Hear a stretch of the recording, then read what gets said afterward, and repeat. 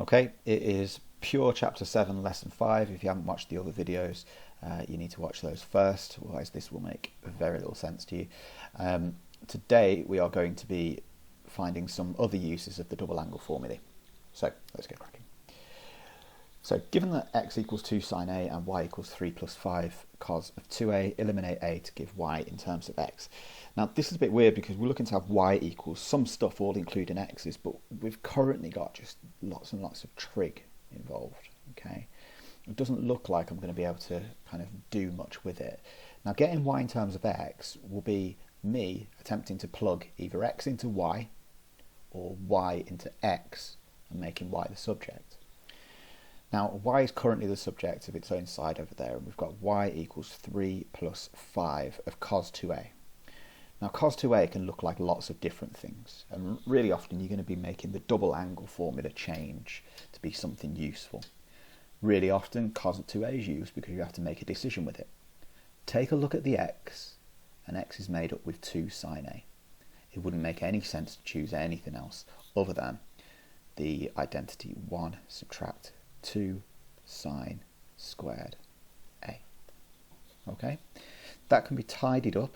Y equals 3 plus 5 minus 10 sine squared a, and y will equal 8 minus 10 sine squared a. Okay, but I don't know what sine squared a is. I haven't got a clue just yet. And we can look at x and we can say, well, I've got x equals 2 of sine a. And I could square both sides if I wanted to, and I could end up with x squared equals 4 sine squared a, and I could divide under by the 4. Okay, it's absolutely fine to do that. What I'll probably do is I'll make sine a the subject, because that's what I'm going to need to be plugging in here to try to get x to be involved in y. So we'll have that x squared over 4 will equal sine squared a. Okay, both sides have been squared there.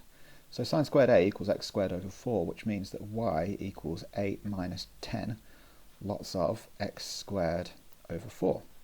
Okay, y is currently in terms of x. Might as well just simplify it as well. Y equals 8 minus 5 over 2 x squared. Okay, moving on.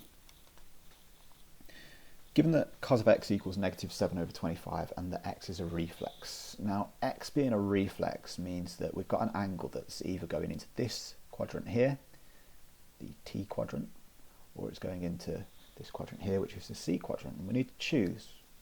Well, cos at the moment is negative, which means it can't be this one, because cos should be positive in that quadrant. So actually, x is a reflex angle that goes around like that. Okay, sine will be negative, but tan will be positive. Okay, so we've got cos of x is equal to negative 7 over 25. If you haven't watched the previous video, this might not make sense, so you will need to look back if you haven't watched it already. 49 over 625, so square both sides. Cos squared of x is 1 minus sine squared x, that's a year 1 formula, which will equal 49 over 625. And move your 1 over, tidy up some stuff, square root some bits and pieces, and you'll find out that sine of x equals either plus or minus 24 over 25. Now, in this quadrant here, sine should be negative, and so we'll choose that sine of x is going to equal negative 24 over 25. Okay, you should be able to make that jump yourselves. You shouldn't need me to do that. Okay, negative 24 over 25. Now, tan of x is equal to sine of x over cos of x. And so tan of x will equal negative 24 over 25 divided by negative 7 over 25. Common denominators cancel off the negatives, so tan of x is equal to 24 over 7. Okay, I was expecting it to be positive, and it is positive. Good news. Let's move on.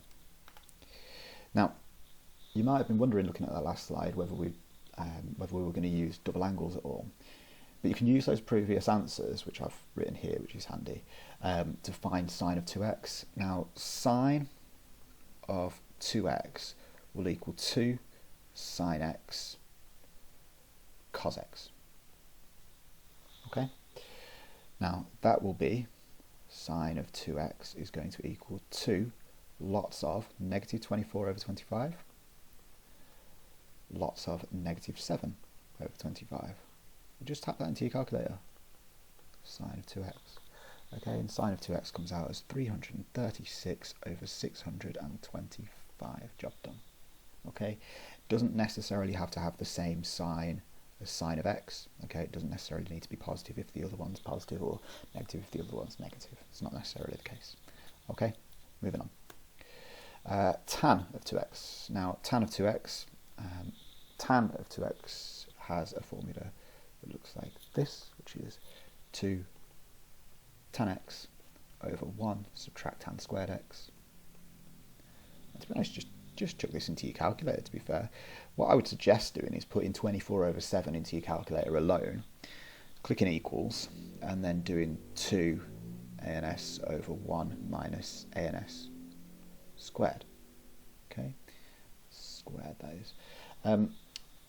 But obviously, if you want to see all the fractions and stuff like that, you can give it a little bit of a practice yourselves. But it should come out as negative 336 over 527. You just chuck it into your calculator. Okay, moving on. Your tasks for today are on exercise 7C, which is on pages 176 to 177 of the edXL Year 2 book, the Active Teach thing. Your questions are 8, 9A, 9C. If you want to do 9B and 9D to get a bit of practice, you can. Do 10, 11 and 12. There's a hint for 12 on there. I don't know whether it's a spoiler or a hint, I'm not sure. And the extension is 13, 16 and 19. 19 is really, really interesting. It's very different. Give it a crack. Let me know how you get on. Make sure that you've done your Google Classroom, upload it, and make sure that you've marked it before you upload it, because it makes things nice and easy. Let me know what you can and can't do so we can use it in our live lesson. Good luck.